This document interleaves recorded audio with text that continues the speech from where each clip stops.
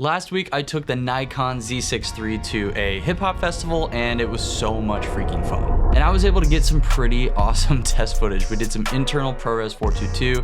I did some Nikon NRAW 6K, 60 frames per second. Freaking insane, dude. I can't wait to talk about this. And I shot some photos of some of my favorite musicians and artists of all time. So I want to share these tests with you guys and some first impressions of the camera. And just keep in mind, I have not had this thing for long at all. This was my first time shooting with the Z6III. So just take this as an early perspective on the Z6III from a Sony shooter. Nikon did loan me this camera and a few lenses for a little bit, but they don't get to see what I'm gonna make. I just post it and they see it when you guys see it. But this video is sponsored by my friends over at Found, a banking app for business owners and entrepreneurs. We'll talk about them a little bit later.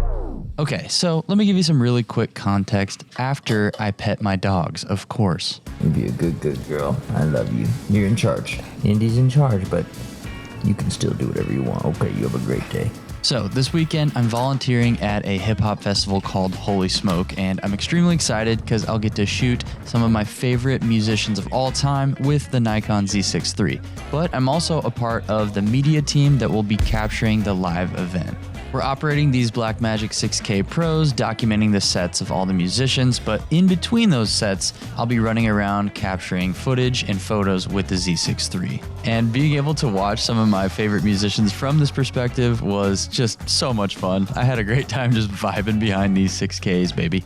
But I got some great hands-on experience with this Z6III. The footage looks insane. So first, I want to talk about this camera and some competitors on paper.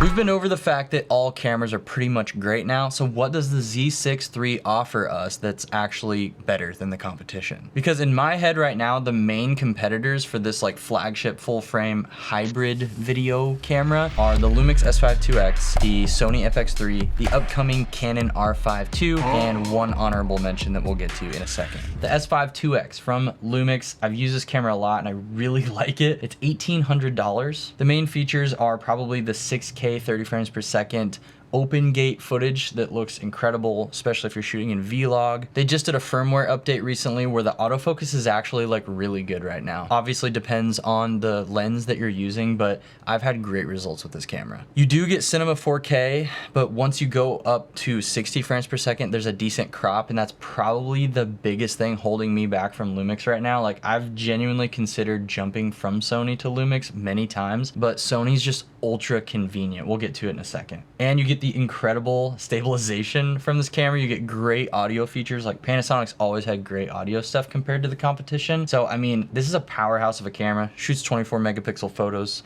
It's not a great photo shooting experience, but it's there if you need it. Then you have the Sony FX3. This is like kind of the industry standard like workhorse camera for this like mid-range tier cameras, but it also punches above this weight class as well in some aspects. This camera is expensive. It's about $3,900, which is why I have the FX30. This camera is unique because it's full frame. It shoots 4K full frame up to 120 frames per second. In 120, you get a slight crop, but it's like not noticeable. It's just like everything you need from a camera. It doesn't shoot internal RAW. It does ProRes RAW to a recorder if you want that, but just everything that's inside the camera is simple and it's just powerhouse. Like, it's so freaking reliable. It also is the low light king at 12,800. Although the Z6III is pretty freaking insane with low light, and we'll get to that in a second. Now we have the Canon R5 Mark II that's coming out soon. Their dual pixel autofocus, which they're famous for, which is probably like on par with Sony. Like, they're both like up there. You get a nice screen in EVF according to paper, and it does 8K 60 frames per second RAW, 4K 60 SRAW, and 4K 120 10-bit video. I don't know if the 4K 120 is gonna be cropped or not. Again, this is all on paper. That's the whole section of this video, is like, this is what these cameras are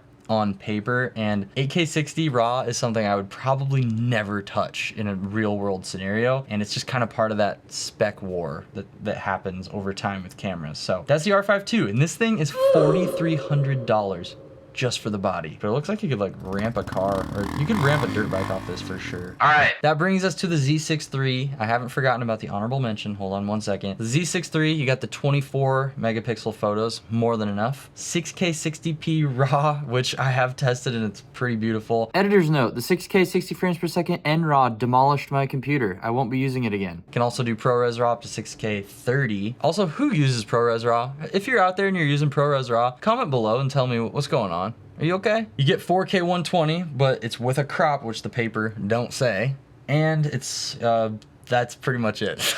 But this camera is only $2,500 for all of that, which is pretty incredible. It's like, it's poking into the realm of all those other cameras, but at a price that's kind of middle ground and balanced, where it's like affordable for a lot more people. Now, the honorable mention we have to bring up is, of course, the Nikon Z8. I used this to shoot a commercial. I made a couple videos on this thing and had a great time with it. It's definitely got some quirks to it, like the fact that it's a tilt out screen, not a flip screen. But dude, this camera is insane. 45 megapixel photos, 8.3K 60 RAW, almost $3,800 US, which is very expensive, but this camera is also insanely powerful. So the Z6III is a lot cheaper than that. It's crazy. But I've used all of these cameras in the real world, other than the R5 Mark II, which it just isn't out yet.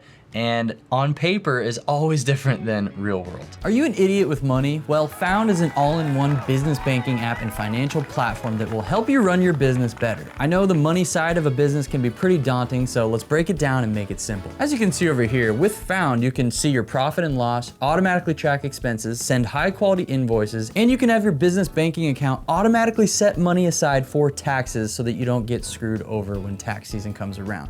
Pretty incredible. I've talked to a lot of creator friends, and I think that finances and taxes and expenses are the most neglected thing when it comes to running a solo or small business. I think people are afraid that they have to manually track everything, and it's so overwhelming that they kind of just forget about it or wait until taxes roll around and then screw themselves over. But with Found, you can set yourself up for success. Their free version offers most of the core features, and just aesthetically, it looks clean and simple, so it makes managing money way less overwhelming. So do yourself a favor, click the link in the description to check it out and sign up for Found today. It would mean the world to me if you guys supported this, and I think it's something that will actually improve your guys' lives. So check it out, the link below. Really appreciate it. Now back to the broadcast. Aside from all that on paper talk, let's get to some real world thoughts that I've gathered just from this early use with the Z6III. The low light performance on this camera is bonkers good. Like 12,800 looks really. Another editor's note, this was one of the clips that I shot in NRAW in 6K and had it transcoded into ProRes. So I went back into like the RAW file, and it's actually not super clean. It's not terrible, but I need to do further testing on this before I give you guys an actual opinion. Go watch some other videos too, but I want to dive more into NRAW versus ProRes and like ISOs and stuff like that. I don't think it's FX3 level. Carry on with the video, just ignore what I was saying there.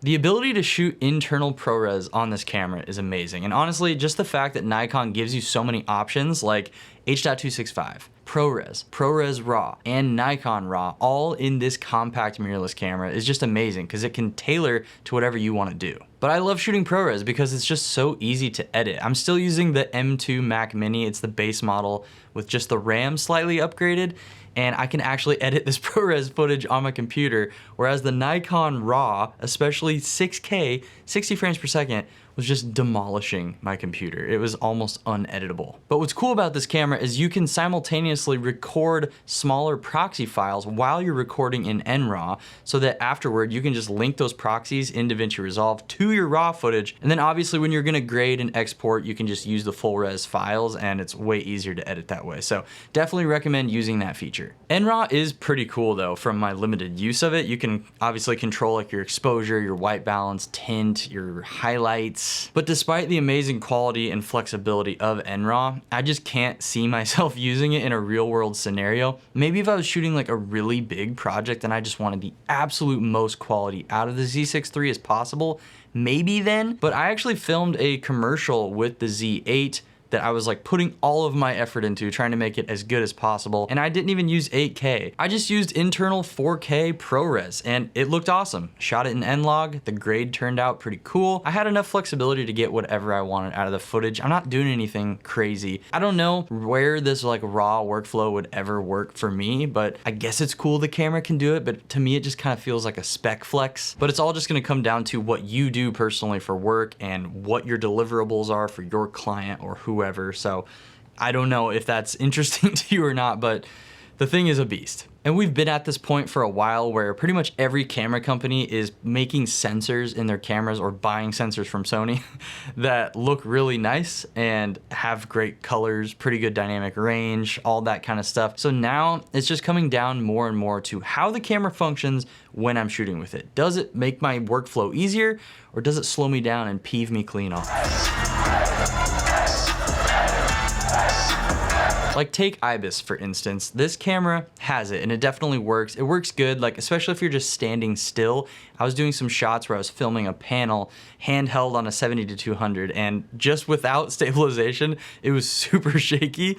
And when I kicked it on, it looks really good, but I think I can tell already that it's not the kind of stabilization that I would leave on all the time and just expect to smooth everything out without giving me crazy warps. I need to test it more, so don't take this as gospel, but it's definitely not like Lumix S5 IIX level. Like that's the standard for me right now for full frame cameras, and I don't know if it's quite there yet. I will test it more and report back to you. With autofocus, I've had mixed experiences with Nikon. I know they have like all the fancy eye tracking and stuff like on paper, as we discussed earlier, but in a real world scenario, oftentimes I just find myself setting the camera to a smaller like middle zone and just hoping that like I can keep my subject kind of in the middle and it will hopefully keep them in focus. Here's a quick studio comparison between this camera, which is the Sony FX30 with a 24-70 on it, so it's a full frame lens. It's the older Sigma model.